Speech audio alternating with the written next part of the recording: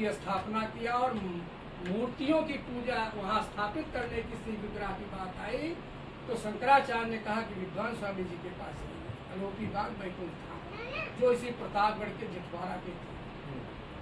जय श्री सबको पढ़ा उन्होंने उनसे कराया। शंकराचार्य ने श्री विग्रह की जितनी स्थापना हुई, हाँ श्री विग्रह की जितनी स्थापना हुई वो विद्वान स्वामी की। ये हमारे संतों की कड़ी है, चर्चा करेंगे तो बहुत संत। लेकिन एक दिन ऐसा घूमने निकले, चले गए, देखे दूसरे दिन मालवीय जी ने क्षमा मांगा और कहा अब हम जा रहे हैं। महाराज ने कहा, राजा रामपाल सिंह ने, मेरा निवेदन है कि 500 रुपया हम प्रति माह यहाँ आपको देते थे, इसको आप स्वीकार करें, चाहे आप संपादक रहें और चाहे 50,000 रुपये सालाना घाटे पर हिंदुस्तान अखबार इसी प्रतापगढ़ में चलाएगा। इसी धरती पर धर्म सम्राट स्वामी करपात्री जी ने जन्म लिया, जिन्होंने अनेकों पुस्तकों की रचना किया। जब काशी के विद्वानों ने भगवान की रासलीला पर प्रश्न उठाया तो 15 दिन बरसते हुए पानी में धर्म सम्राट स्वामी करपात्री जी ने वृंदावन के अंदर खुले आसमान के सामने पेड़ों पर बैठ करके लोग सुन रहे थे और उस महाराज को विस्तृत रूप से चर्चा करते हुए कहा कि गोपियां कौन है? गोपी हम आप सभी हैं, जो गो माने इंद्रियां और पी माने पीना, जो समस्त इंद्रियों के द्वारा भगवान के गुणों का रसास्वादन करता है वही गोपी। लहंगा चुनरी पहनने वाला गोपी नहीं।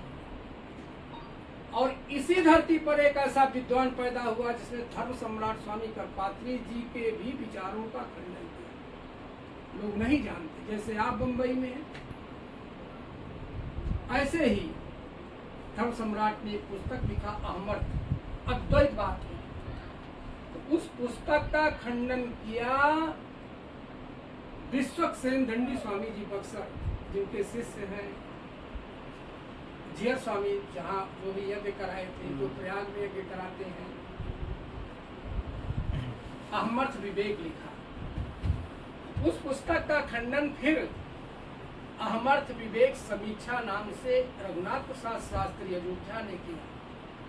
पूरे कुंभ में संतों के बीच में त्रिदंडी स्वामी ने कहा, मेरा शरीर जीर्ण हो गया है, अब मैं जवाब नहीं दे पाऊंगा। तब उस समय बंबई के बड़गादी स्वामी, जो मंदिर मस्जिद के पास सीताराम मंदिर है मुंबई की, वहां के देवनायकाचार्य जी ने कहा कि इसका जवाब मेरा शिष्य देगा। उनका नाम था माधवाचार्य। वो माधवाचार्य को सार्वभौम की उपाधि दी गई और उन्होंने इस पुस्तक का खंडन किया और लिखा अहमद विवेक समीक्षा भ्रांति। तो पुस्तक करपात्री जी के पास आई, उन्होंने पढ़ा। करपात्री जी ने कहा इसका कोई जवाब नहीं। तो इसी धरती पर ऐसे विद्वान पैदा हुए जो उसी पर मुंबई के अंदर सार्वभौम माधवाचार्य जी और उसके पीठाधीश्वर थे। आज उनके भतीजे देवनारायणाचार्य उस मंदिर में है। वहाँ घाटकोपर में भी एक भगवान वेंकटेश का मंदिर है, वो भी उन्हीं देवनारायणाचार्य जी द्वारा स्थापित, देवनायकाचार्य। रामपाल सिंह गए, वहाँ पर मालवीय जी से मुलाकात हुई और मालवीय जी को उन्होंने हाथ जोड़ करके निवेदन उनसे किया कि हम एक अखबार निकालना चाहते हैं हिंदी में। तो हिंदी क्षेत्र में पहला जो समाचार पत्र हिंदी का निकला उसका नाम था हिंदुस्तान।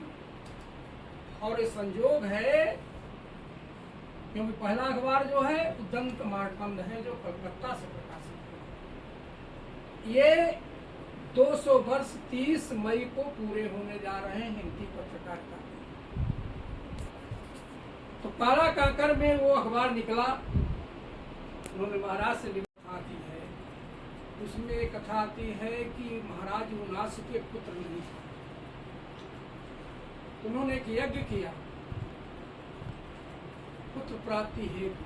ब्राह्मणों ने उस यज्ञ को संपन्न कराया। जब यज्ञ चल रहा था तभी रात्र में एक दिन राजा को प्यास लग गई। तो राजा उठे और ब्राह्मणों द्वारा पूजित उस जल का पान कर लिया। सुबह ब्राह्मणों ने पूछा, एक कलश का जल क्या हो गया महाराज जी? बोले कि इस जल को तो हमने पी लिया। तो कहा तो आप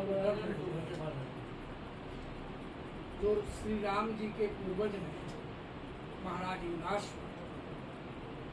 उनको गर्व रह गया, क्योंकि ब्राह्मण के मंत्र में इतनी बड़ी शक्ति है कि जब वो मंत्रों का उच्चारण या कोई अनुष्ठान करता है तो उस यज्ञ की पूर्ति होती है। काफी दिनों बाद महाराज युनाश का पेट फाड़ करके बालक पैदा हुआ। उस समय ये हुआ कि ये क्या पिएगा, इसकी माँ तो है नहीं। तो इंद्र को तो मालूम था कि इन्हीं के द्वारा संतति आगे चलेगी, जिससे कि हमारा स्वर्गलोक बचेगा। तो इंद्र ने अपनी उंगली मुंह में डाल दिया उस बालक के। उसी समय वो बालक 16 वर्ष का हो गया और उस बालक का नाम मानधाता था। तो प्रयागराज से लेकर सरजू के बीच में जो एक नगर है वो केवल प्रतापगढ़ में ही मानधाता है। वो आदमी वहीं अपना नगर बसाता है, जहां पर उसकी जन्मभूमि होगी, उसका कुछ जमीन जायदाद होगी। तो मानधाता, महाराज मानधाता के ही आगे चलकर वंशज जो हुए महाराज अज हुए, अज के दशरथ हुए और दशरथ के मर्यादा पुरुषोत्तम श्री राम। ये प्रतापगढ़ की धरती इतनी पुण्यशाली है कि अभी तक जितना दास ने शास्त्रों का अध्ययन किया है कि राम, कृष्ण और बुद्ध तीनों एक स्थान पर कहीं नहीं गए। किसी स्थान पर दोनों लोग गए हैं, किसी स्थान पर वो दोनों गए हैं, लेकिन प्रतापगढ़ एक ऐसा स्थान है जहां राम, कृष्ण और बुद्ध तीनों हैं। वन में जाते समय राम आए, कृष्ण यहाँ पांडवों से मिलने के लिए पांडववासी गांव में आते थे। यहीं पर भीम का विवाह हंडौर में हिडिंबा नाम की राक्षसी से हुआ। यहीं पर भीम ने कटरा गुलाब सिंह के पास वध किया। तो और बुद्ध ने इसी बिहार के अंदर आकर के तपस्या की, तो प्रतापगढ़ में बिहार। तो रामकृष्ण और बुद्ध की यह तपोस्थली है। फिर त्रेता आता है, तो त्रेता में भगवान राम, दास ने अपनी पुस्तक में लिखा है जो माँ बाराही महात्मा, जो माघ मेले में तमाम संतों के पास भी गई, मुख्यमंत्री जी को दिया। मुख्यमंत्री जी ने उसको रिकमेंड किया, तो उसी माँ बाराही महात्मा के नाम पर रानीगंज स्टेशन का नाम माँ बारह स्टेशन रखा गया। उसमें धीरज का भी कुछ सहयोग है। ये प्रतापगढ़ अवध है। कभी फैजाबाद के सामने अवध नहीं लिखा गया, कभी सुल्तानपुर के सामने अवध नहीं लिखा गया। आप सब नौजवान हैं, लेकिन जब आप बच्चे थे तो उस समय जब चिट्ठी आती थी तो उसमें लिखा जाता था प्रतापगढ़ अवध। भगवान राम को अवध अतिशय प्रिय है। अवध सरिस प्रिय मोहिन को एक संग जाने को। जब भगवान राम वन को जाते हैं तो प्रथम सूर्योदय जो होता है कोहड़ूर के पास मुछाहा ताल पर होता है, जहाँ भगवान ने नित्य क्रिया किया, माता सीता ने नित्य क्रिया किया, लक्ष्मण और सुमंत ने नित्य क्रिया किया। तमसा नदी के तट पर रात में सोए थे, वहाँ ब्राह्मणों ने उनको खिचड़ी खिलाया। उस समय 56 भोग ब्राह्मणों के पास तो था नहीं।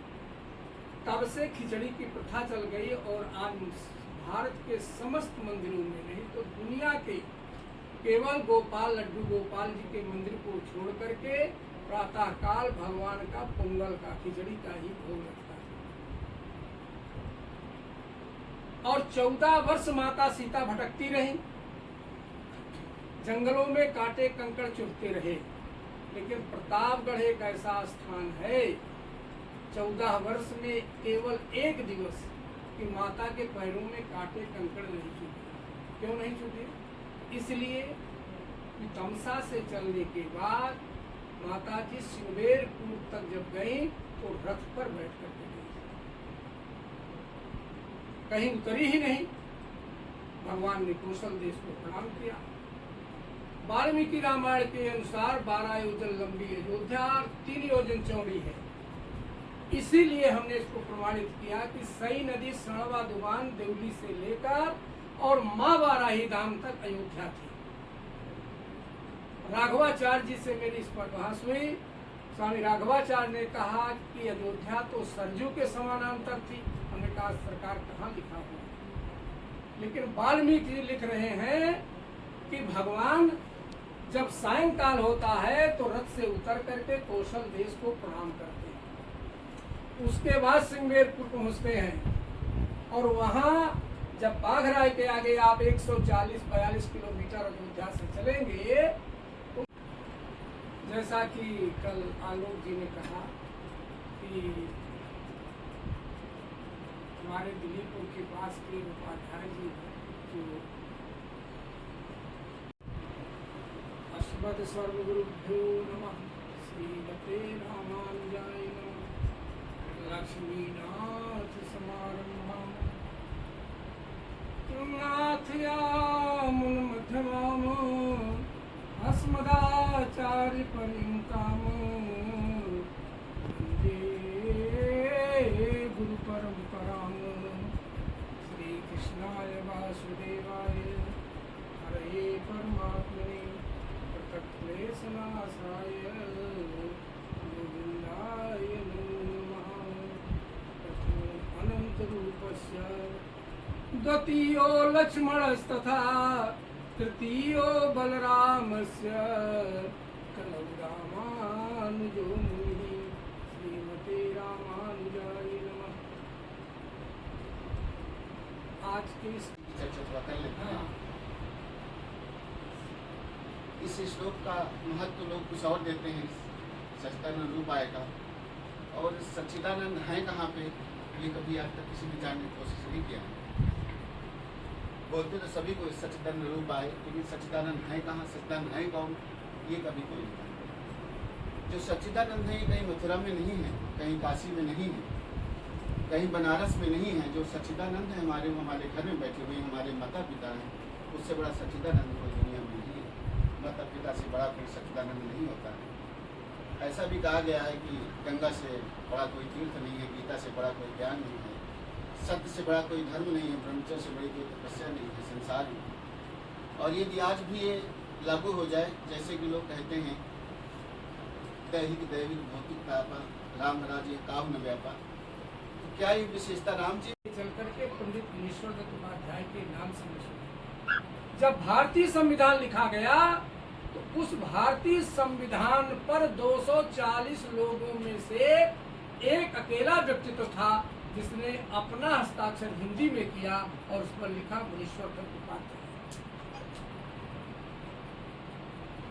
ये प्रतापगढ़ की धरती ऐसे विद्वानों, ऐसे संतों, ऐसे महात्माओं और महापुरुषों तथा देव पुरुषों की धरती, कर्मभूमि, जन्मभूमि। अनेक संत हैं, दास उनकी चर्चा करेगा तो कुछ समय हो जाएगा, क्योंकि आपको जाना है, आपको बोलना है, आपका सम्मान हम यहाँ कर रहे हैं। आए हुए सभी जितने लोग हैं आज सबको साष्टांग प्रणाम करते हुए आप सबका भी सम्मान करता है। अभी भूपेंद्र बाबा खड़ोई तो 7 तारीख को आए थे, फिर 12 को, फिर दूसरा एक कार्यक्रम 10 को हुआ।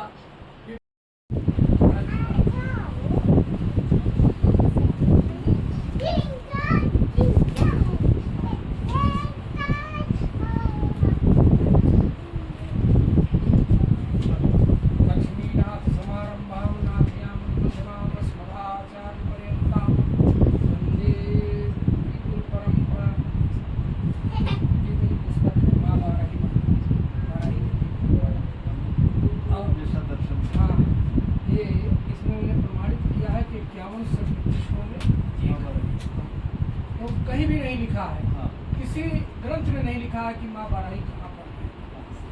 ये जगन्नाथ जी का महाप्रसाद है भगवान के। आगे आइए, ऐसे आइए।